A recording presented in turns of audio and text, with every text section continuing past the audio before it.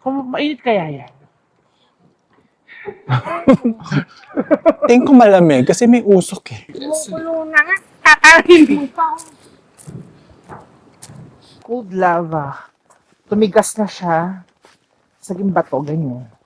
At naging, pinagkakitaan ng Iceland.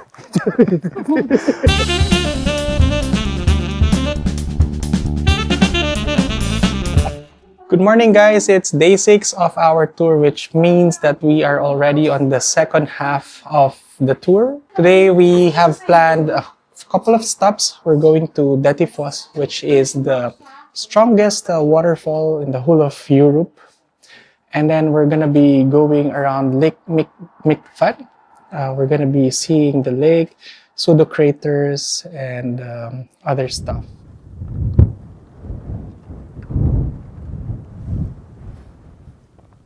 It's 12:27 and we just parked here at Dettifoss. We're gonna do, I think, a hike to see the waterfalls. The hike is down there.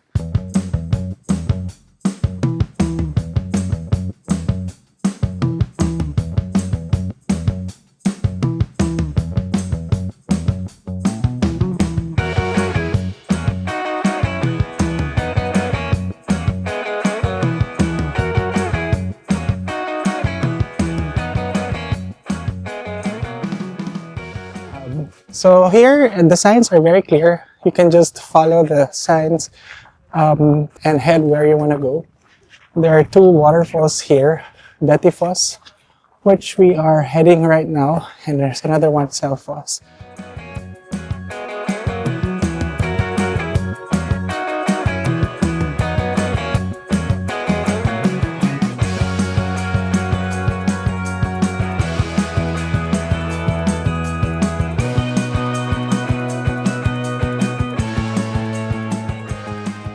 From this point, I can already hear the waterfalls.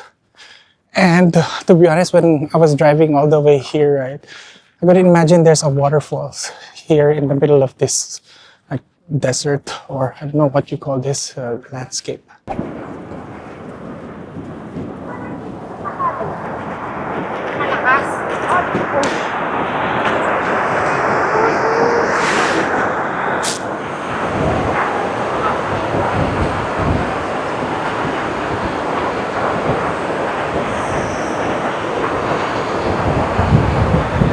We're on our way to the other view deck, which is supposed to be the rocky and more challenging hike. The easier route was really easy, and you get to enjoy the nice view of the falls. And it's also closer to where the water falls. And there's a very bright rainbow. And it's just amazing to see everything, the falls, the rainbow, and hear the sound of the water. It's not too noisy. This is the view deck.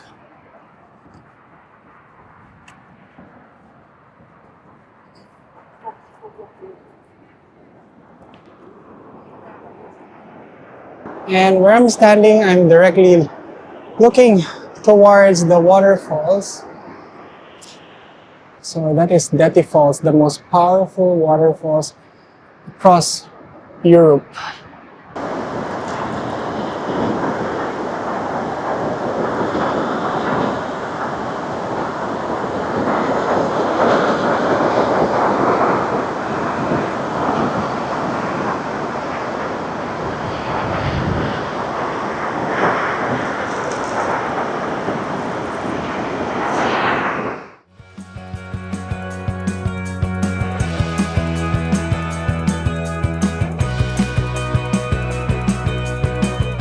Selfoss.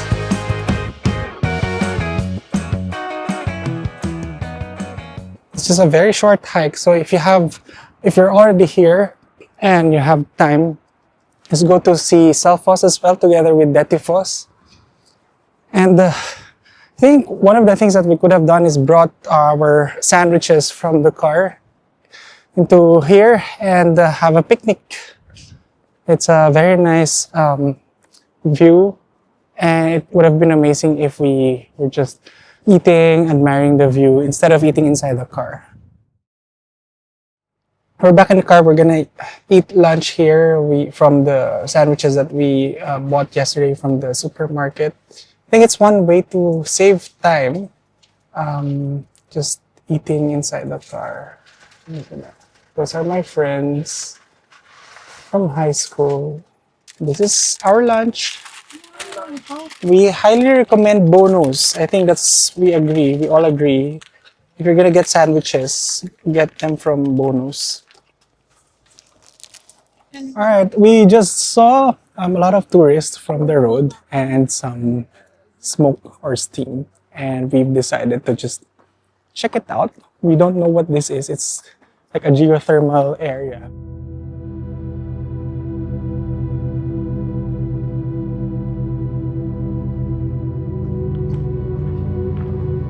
It smells like rotten egg. That's sulfur for you guys. Actually, I like the landscape. It feels very geothermal. This is an active geothermal area. You are entering this area at your own risk. Okay. Oh, wow. Oh. Wow.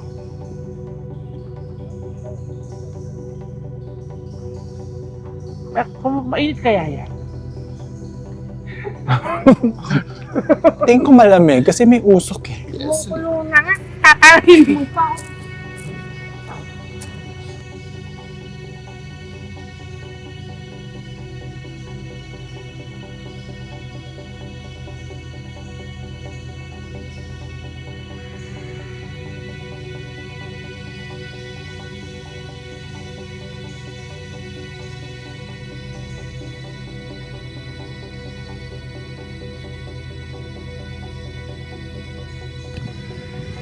You can really smell the sulfur all over this place. And if you're quite sensitive, you might not like it.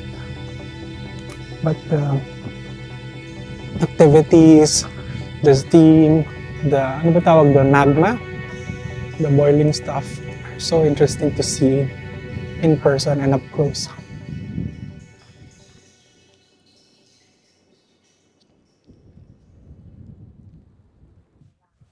We are at our next stop, which is the lava fields, and this is in the area of Lake Mývatn. This place is called Dimmuborgir, and this is the geological formation illustration. So, yeah, basahin nyo na lang, guys.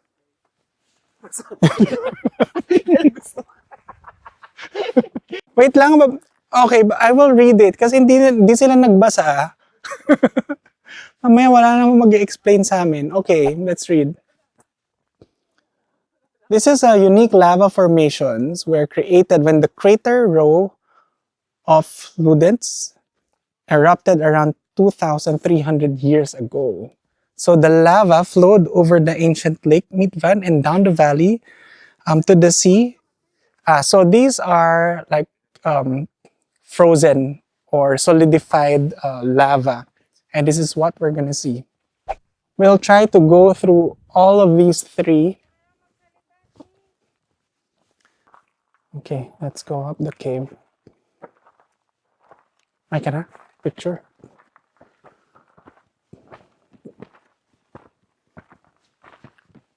What's inside? Duyan. Ano ba to? There's a hammock inside.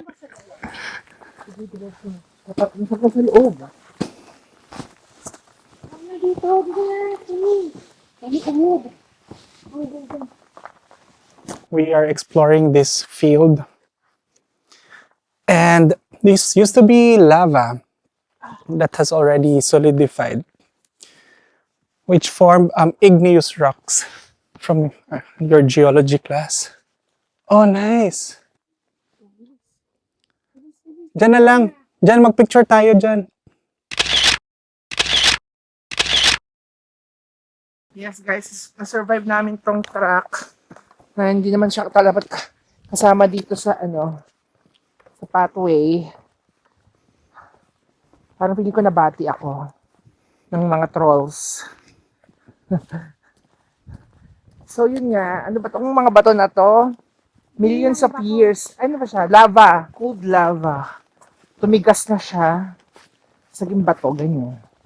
At naging, pinagkakitaan ng Iceland. May entrance naman dito. I'm waiting for my friends to go up because we will be taking some photos while they're there. This is a different experience, this lava field, and you can just see a lot of igneous rocks, which is from cold lava. It's very nice to experience this as well. You just have to use a bit of your imagination as to how this was during like thousands of years ago. Right, Kirkcha, 20 meters. This is Kirkcha, which is shaped like a tunnel or a cave.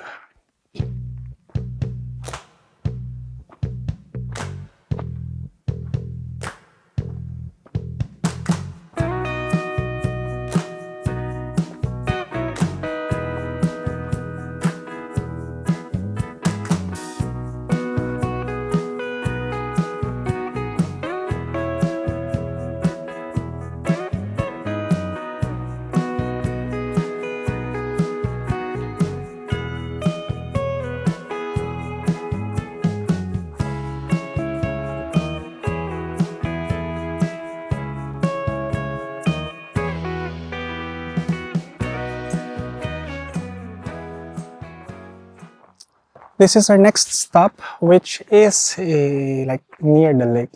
We're gonna walk, I think 5 minutes towards the lake.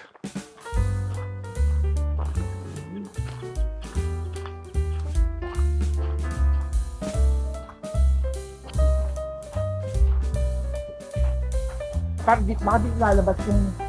The side that we wanted to go to was cordoned off, so we couldn't go in. Nice. Okay, that's the lake.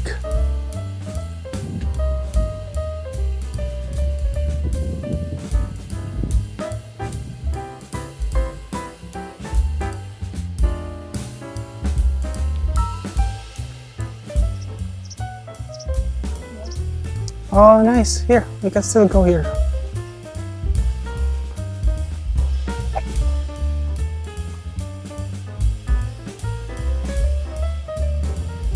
Yeah, that's the lake. We reached the lake. The location that we were supposed to go to was cordoned off, so we just wandered off and followed some of the paths here. It's a nice view of the lake, but is it worth going to? I don't think so. It's still a nice view. I mean, if you love walking and hiking, might as well explore this place.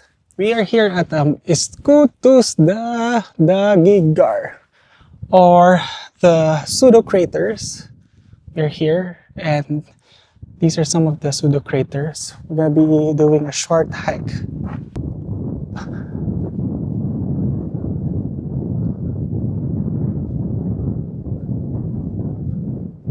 Okay. No drone? Sad. Okay, so these are the Pseudocraters. It's like, and unfortunately, we are not allowed to fly drones. Okay, it's a decent view of the Pseudocraters.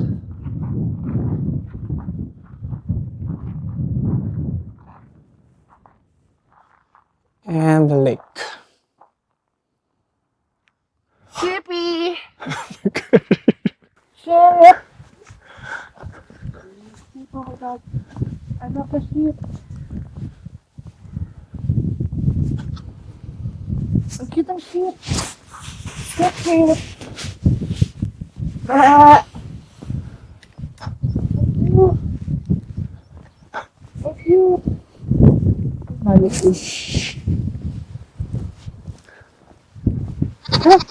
Oh, baka magalit yung nanay niyan. Okay, we're gonna go up this stairs. Hopefully this is the highest point here, so we can see the Pseudocraters.